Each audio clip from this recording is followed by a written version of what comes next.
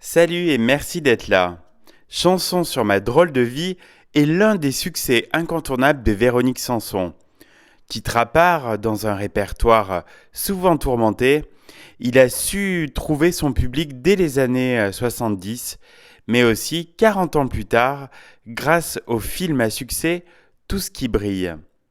Chanson sur ma drôle de vie est le second single de l'album De l'autre côté de mon rêve.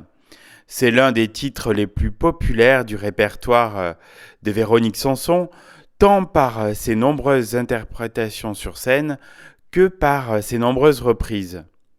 Très diffusée en radio entre 1972 et 1973, Chanson sur ma drôle de vie est en revanche rarement présentée à la télévision, et pour cause. À l'époque, Véronique vient de quitter la France pour les États-Unis pour vivre sa romance avec le chanteur américain Stephen Stills. C'est le début pour elle des années américaines.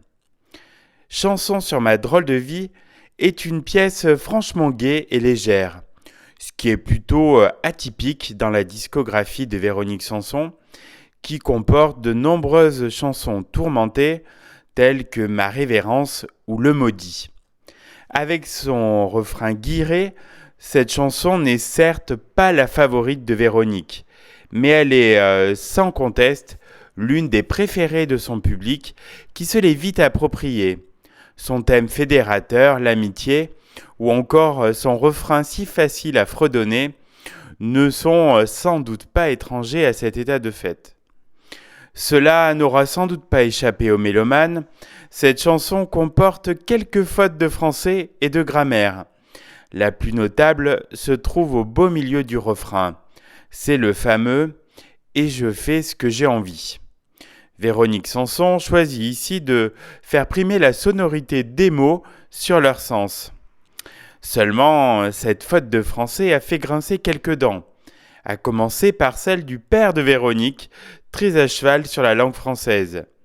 Véronique raconte qu'il était toujours agacé lorsqu'il entendait cette chanson à la radio.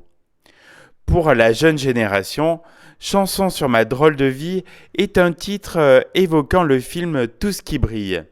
Le hit a en effet été interprété par Géraldine Nakache et Leila Bekti sur la bande originale de ce film. C'est pourquoi la chanson se hisse en 3e place des charts en 2010 lors de sa sortie en salle. Un peu plus tard, en 2012, Chanson pour ma drôle de vie revient dans le top 10 lorsque le film est diffusé pour la première fois à la télé. De cette reprise, Véronique Sanson se réjouit. Elle est heureuse et fière que les jeunes se la soient appropriée.